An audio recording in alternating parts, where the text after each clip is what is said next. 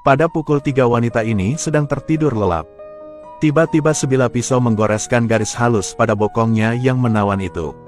Tanpa sadar, ia mengangkat tangannya untuk menggaruknya, berniat melanjutkan tidurnya. Tapi ia merasa agak mau kencing. Samar-samar ia memakai sandal bulunya.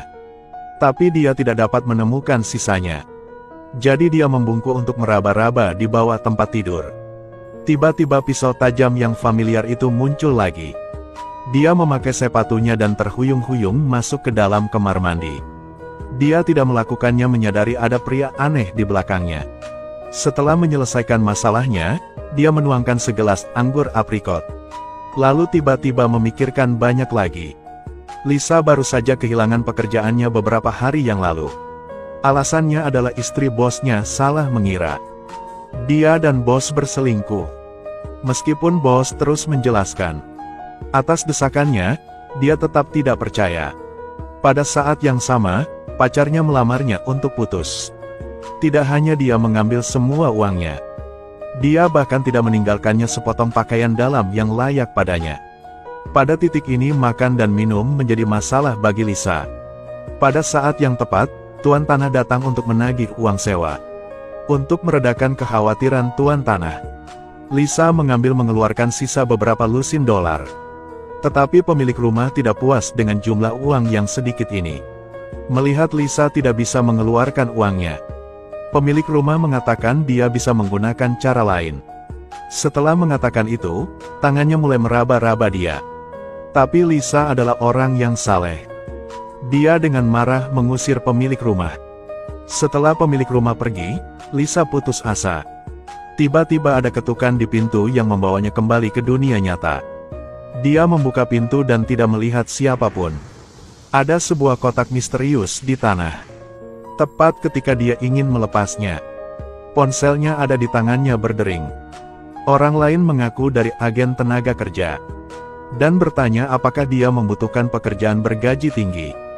Pekerjaan ini adalah juga sangat mudah. Hanya membantu orang-orang kaya menjaga rumahnya. Lisa sangat senang mendengarnya. Tidak menyangka ada yang datang menyelamatkannya saat ini. Lalu pegawai itu berkata, "Kalau kamu bersedia datang, kuncinya ada di dalam kotak. Kamu bisa pergi ke lokasi yang ditentukan untuk segera kerja." Lisa dengan curiga menekan tombol remote control. Benar saja, sebuah Mercedes-Benz mewah muncul di hadapannya. Pemilik rumah di dekatnya tampak cemburu dan bahkan menyesal telah meremehkan wanita ini. Lisa terus tersenyum sepanjang jalan. Tetapi bahaya diam-diam mendekatinya. Dia segera mengikuti agen itu ke sebuah villa di wilayah terpencil, di mana tidak ada tanda-tanda kehidupan manusia. Dekorasi di dalam villanya sangat sempurna. Dia menyukainya pada pandangan pertama ketika melihatnya. Tidak hanya itu, dia bisa makan apapun yang dia inginkan di villa.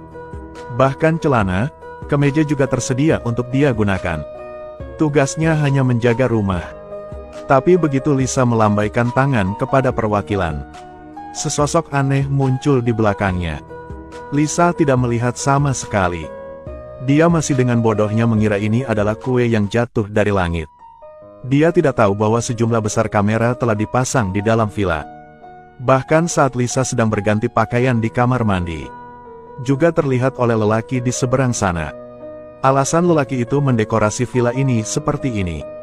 Tujuannya adalah untuk memuaskan hatinya yang bejat. Namun Lisa yang tak mengetahui hal itu, masih sangat bersemangat.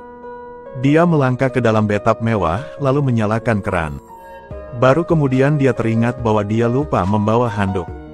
Dia baru saja melangkah keluar. Pria misterius itu tiba-tiba melompat keluar. Menjilatnya dengan cepat, "Kamu akan mendapat $100.000 Amerika Serikat. Haruskah menahan godaan ini?" Pria berambut keriting ini tidak mau keluar selama festival karena terlalu banyak orang. Tiba-tiba dia mendengar ketukan di pintu. Ketika dia membuka pintu, tidak ada orang lain di luar. Sebuah kotak di tanah menarik perhatiannya. Dengan ekspresi curiga di wajahnya dia membawanya ke dalam rumah. Di luar kotak itu tertulis kolektor suara.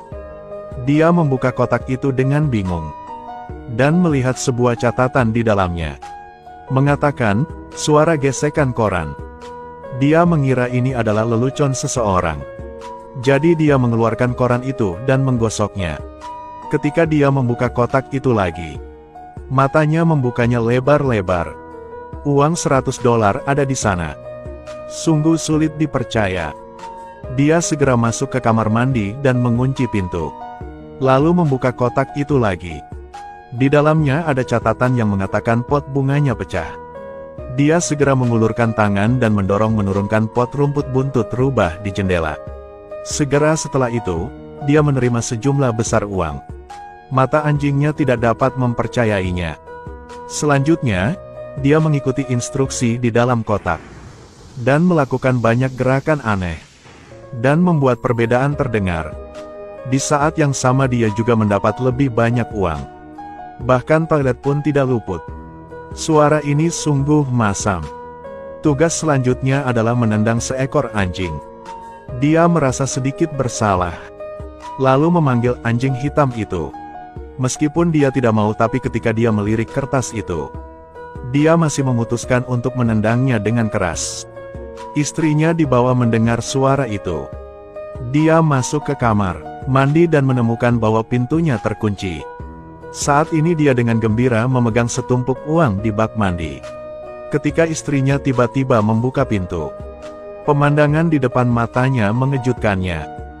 Dia tidak tahu bagaimana menjelaskannya. Dia istri yang mencintai uang juga mengubah sikapnya ketika melihatnya. Pun tidak peduli dari mana asalnya. Sudah mulai menantikan kehidupan setelah memiliki uang. Tanpa diduga, dia membuka kotak itu. Lalu perlahan-lahan mengeluarkan kertas di dalamnya. Permintaan di atas adalah seorang wanita untuk dicekik. Dia memandangi istri di depannya. Dan sepertinya seperti memikirkan sesuatu. Suami istri itu seperti burung di hutan. Lebih banyak uang adalah cinta sejati. 100. Semakin banyak uang yang dimilikinya, dia tidak tahu harus senang atau sedih. Tetapi keinginannya selalu tidak terpuaskan. Jadi dia menutup-tutup kotak itu lalu membukanya kembali. Kali ini permintaannya membuatnya tertegun. Reaksi istrimu saat kau berkata, "Aku cinta padamu." Bagaimana bisa orang mati berbicara saat ini? Sekeras apapun kau melakukannya, pun tetap bisa tidak memenuhi persyaratan kotak itu.